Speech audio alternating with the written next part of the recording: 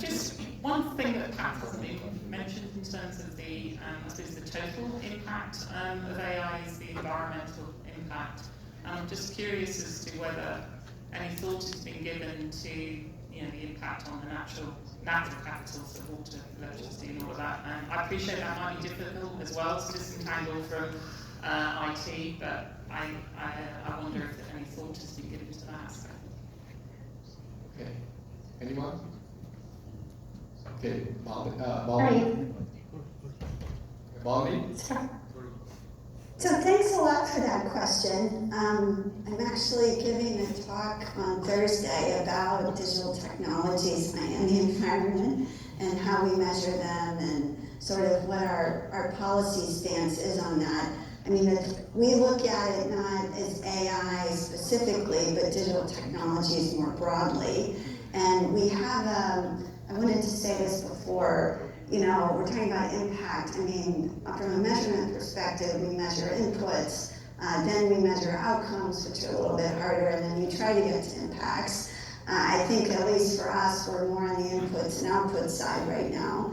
I speak for myself and my group, and we have a dashboard of indicators that assess digital performance across the range of areas that are important. It's called the Going to Build Toolkit. And we do have some indicators that look at air pollution from digital intensive sectors. And you see that digital intensive sectors actually pollute less than non-digital intensive sectors. So we look at e-waste and e-waste recycling and trying to measure the gap between those two to give a sense of overall effective electronic waste. I think we're trying hard to move into measure the impacts of digital technologies on the environment more broadly in a cross-country comparable way, which is hard. We partner with the UN on the e-waste, for example, but we're not at sort of the AI-specific impacts yet.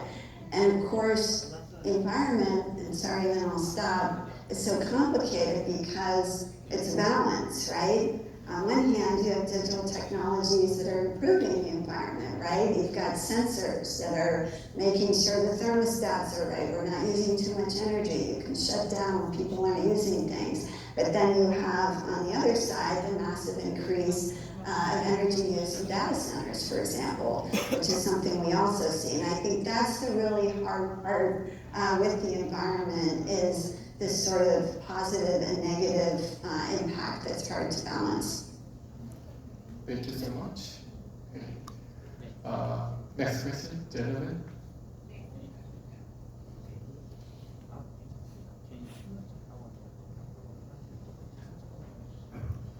I'm Christian Ramsdorff from the OECD. I just wanted to react to Dr. Seung's latest intervention about the hybrid model.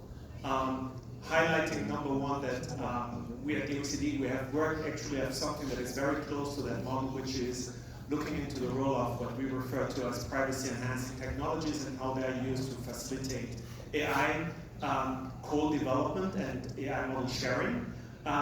But what we also have observed is that this is actually quite challenging because basically what it requires, looking in particular at use cases that exist in the private sector in areas like finance, where you want to share data, but you also, for regulatory reasons, among others, wants to keep the data confidential, is that it actually adds up a level of complexity for the organization. So we talked about how AI, the use of AI is complex for NSO to manage internally.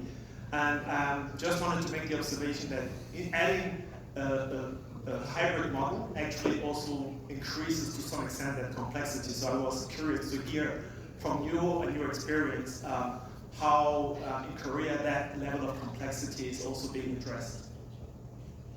Acknowledging the benefit that obviously comes with the hybrid model that you presented. Yes, that's very important. Good question. To resolve these issues, we have to hybrid concept. Also, we have to use the public cloud.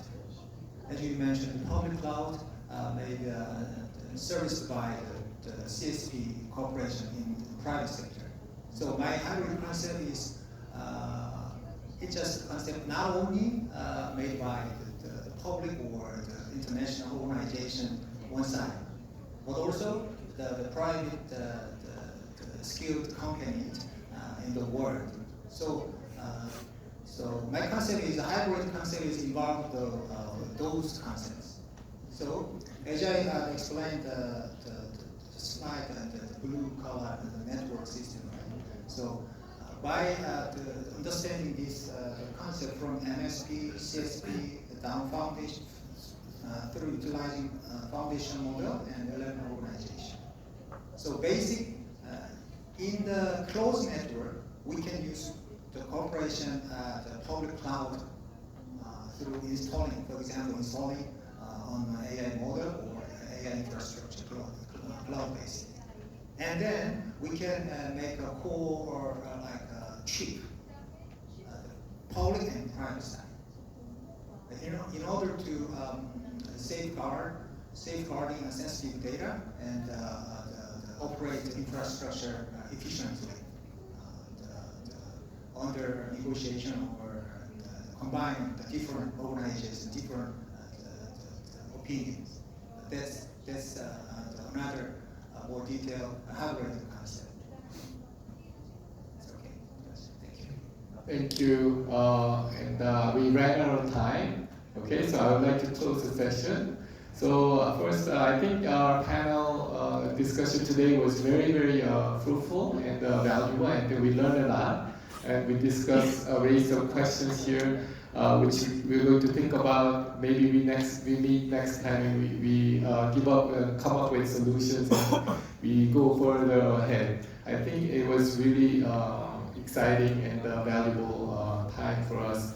I would like to thank Molly and Annabelle. Thank you so much.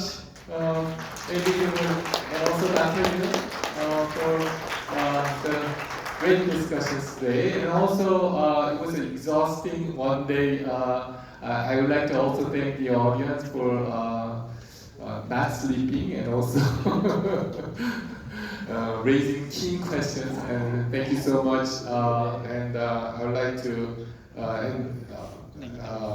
and this concludes the part 2 and the whole session of section 2.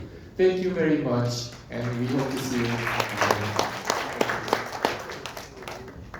Many thanks to the moderator and panelists for sharing their valuable insights, and also thank you all for actively engaging in the discussion.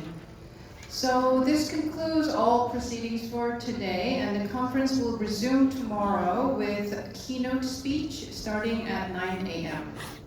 The subsequent sessions 3 through 6 will feature the roles of official statistics for harnessing AI. We kindly invite your continued interest and active participation in tomorrow's sessions.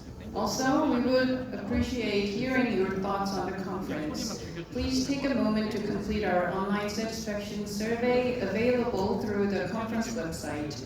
For on-site participants, the survey can also be accessed through by scanning the QR code on your conference leaflet. Finally, the special publication on the population and housing census in Korea are made available for you, which are located in the second floor lobby area. That's all for today, and thank you. Good evening.